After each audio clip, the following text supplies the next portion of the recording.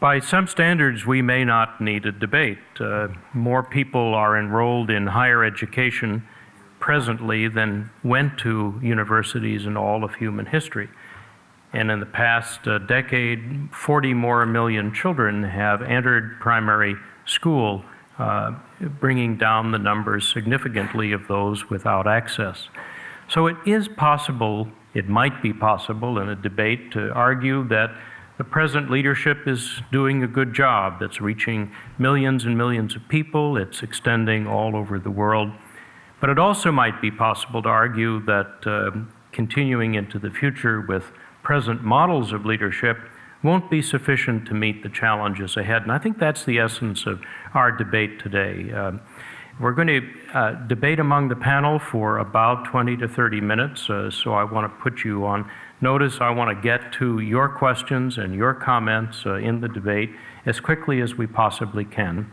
To help me in the debate and to help us sort out the issues, I would like to ask our panelists to come on the stage now. I want to welcome Wayne Davies, a senior Human Resources Executive of the General Electric Corporation for this region based in Dubai. Josephine Green, a strategic thinker and planner who was in charge of the Phillips Design Strategic Forecast. And Paul Kolditz from South Africa, who is a practicing attorney, an activist parent who, because of the combination of the two, entered the public space to head the Federation of Schools of South Africa. So we will begin a debate and welcome your questions, also your questions online and from Twitter. And I know from time to time a magic device will appear to light up, and we'll have questions from the audience and Twitter at the same time. Thank you.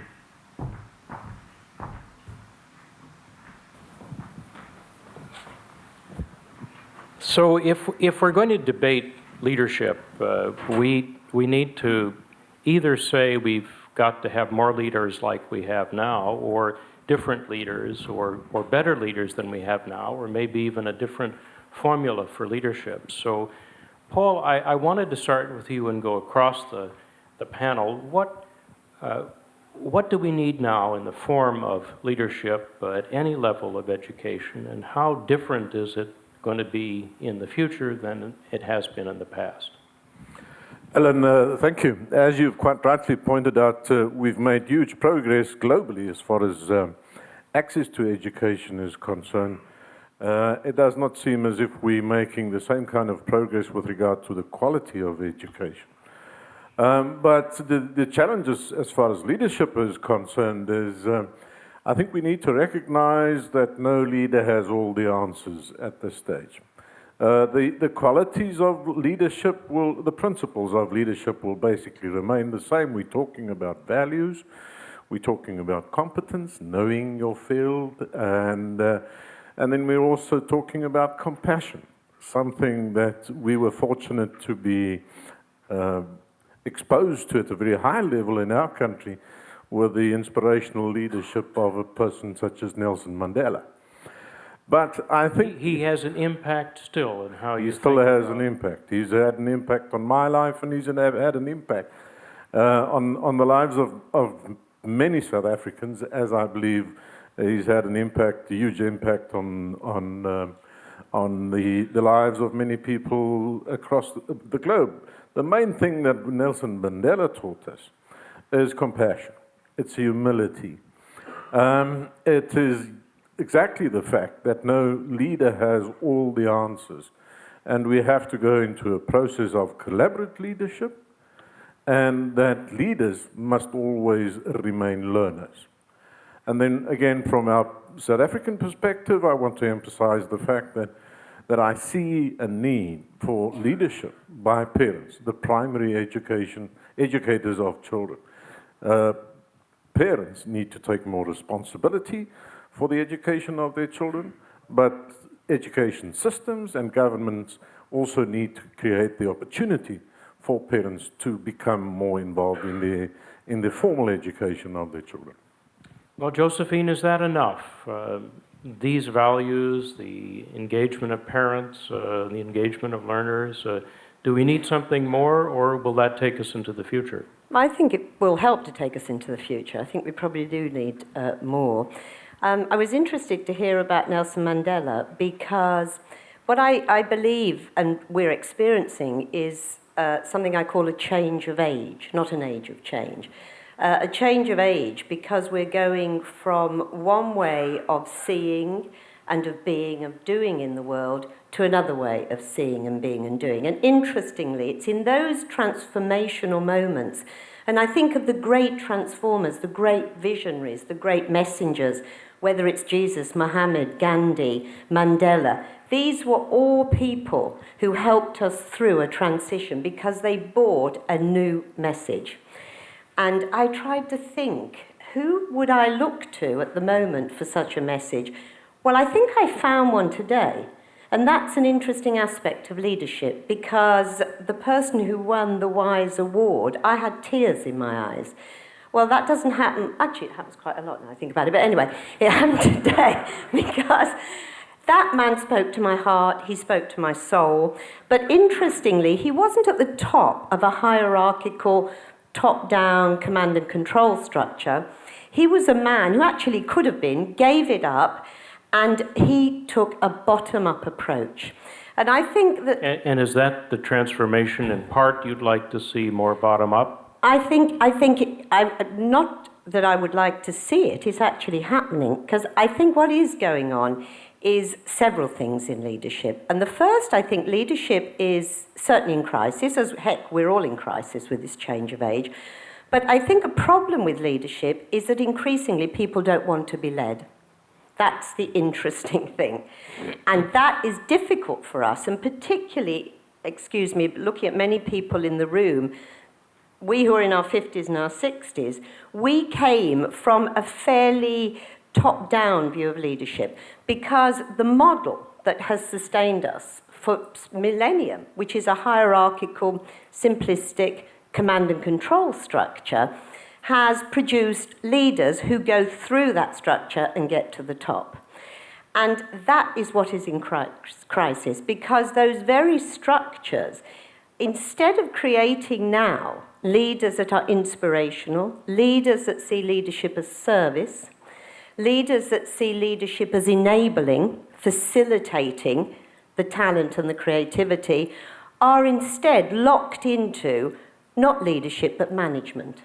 Management, administrative systems, targets, micromanagement, and this is squeezing our lifeblood. And what's happened is while all that is going on, and a lot of our leaders are still there, and in my head, partly myself, we now know that that hierarchical model has collapsed because of social media, because there's 7 billion of us all doing different things, because we're global and connected. And so suddenly it's flattened, and we can't do what as leaders we've done, which is tried to standardize and control complexity, because it's out of control. And so the problem I think we have now is we need leaders who appreciate that we have to actually distribute capacity through the system. Our only way of moving forward in such a complex world that's out of control is collaboratively working together and releasing all that capacity, not stifling it, but releasing it so that we learn collectively to work together, to experiment, to learn, to fail, and to become constantly agile in dealing with problems. And so we need, I think, two types of leadership desperate at the moment. The visionaries with the messages, which have meaning and purpose and compassion, and the other side, a service that will enable people in a transition to become capable of continuously learning collectively. And I think collaboration comes out of both of your remarks. Wayne, as a business person, as you hear people involved in education talking about what leadership is required, what does business have to say to education? The way you pick leaders, is that instructive for us? And the way you reward leaders, should we be considering things like that? Sure, and great comments from both Paul and Josephine that maybe I can build on. There are a few things that both my colleagues said. Paul talked about values. I think that's really, really important. Josephine mentioned that people don't want to be led or managed, and it's very true. People, even at junior level, want to be inspired, they want to be engaged, and they want to believe in a purpose. And that's very different to the traditional, certainly the regime that I grew up in business, which was about vertical progress. It was about taking control and managing. And certainly as we look at the workforce of today and the workforce of tomorrow, they've got vastly different values, vastly different beliefs, and so their expectations from employers are aligned around what they want. And so if we think about Generation Y or the millennials, and certainly people like me, a Generation X person, the challenge for us is how do we stay connected with the workforce of tomorrow? I think millennials today account for 1/3 of the workforce, but I think in 3 years will be 50% of the workforce. Yeah. And also, Alan, if you look at the size of the Generation X population, Generation Y is significantly bigger. And so we know that the leaders of tomorrow will actually progress quicker. We put into big leadership roles sooner. And so the challenge for us to think around is how do we prepare the workforce of tomorrow for leadership? And so as we think around the collaboration between business and education, I think we also need to look at the leadership traits we require from people going forward. The word collaboration is widely used. And so, again, back to my analogy of, managers grow and they seek to control and manage. Leaders of today collaborate. And it's not around what I own, what I control, what I direct. It's around the purpose and the value that I can drive by working with others. And that's very, very different. And so as we redefine the leadership values, I think it's really, really important that the connections between business and education remain very strong. Because I fear, as I look at leadership within my own company, that we're actually losing connection with the workforce of tomorrow, whether it be in social media, whether it be around areas such as diversity.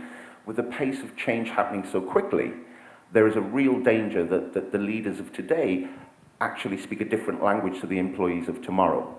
And I think that's a really tough challenge for business, and that's where I think we need to do more and more work with educational establishments. Are we doing enough also to empower women through education to be leaders in companies and government and in education? I'm fairly new to this region, and so I have a role supporting our businesses in the Middle East and North Africa. So I'm learning by the day. But the one thing that astounds me are the challenges around gender diversity in leadership, but generally in employment. Coming from a European business, an American business, we focus a lot on women in leadership. But I came from a business that had 70% female employees. And so our challenge was, how do we bring these up? How do we grow these people? How do we make them ready for leadership? As I've arrived here in the Middle East, our total female population is 15%. Our population of female leaders is 13%. And as I talk anecdotally to other businesses, they tell me that's normal in this region. And yet we know for a fact that at least half of people going into higher education are female. If I look at Saudi Arabia, over half of students at university are female. And certainly as you get to master's degrees, PhDs, that increases to 60% plus. And yet the proportion of female employees in my company in Saudi Arabia is 3%. And so the question we ask is, what happens? Where do these people go? And so I think understanding the values, the beliefs, and the motivators for women in leadership becomes incredibly important for us as we attempt to reposition the value proposition of employment and leadership. Because as I look at my own company, which has very strong American roots, the value proposition for leadership we have today is built very much on our perceived motivators from men. Could I build on that, please? Please. Because it's close to my heart. I think the thing that we really must understand, I've been involved, I worked at Philips, which is a Dutch company, for 15 years, so we had lots of diversity programs. The first thing I dislike intensely is to give the business plan for why women are important. We're 50% of the population having to give the business plan. I found that really insulting. I did do the business plan, but I think what's interesting here is that you've got a situation where you've got lots of different change agents. You've talked about Gen Y. Gen Y, they've done some really interesting research, London Business School, Amsterdam University, and it's all coming out the same. And it's not just Gen Y, it's also the digital natives. So let's say 8 to 25-year-olds. I mean, the digital natives, 8 to 14, they're a different race. And they don't like hierarchy, they don't want to be led, they don't want to be controlled, they like to work things out, they like to do things by trial and error. They're working out social activism, and some of this we've seen, of course, with the recent uprising.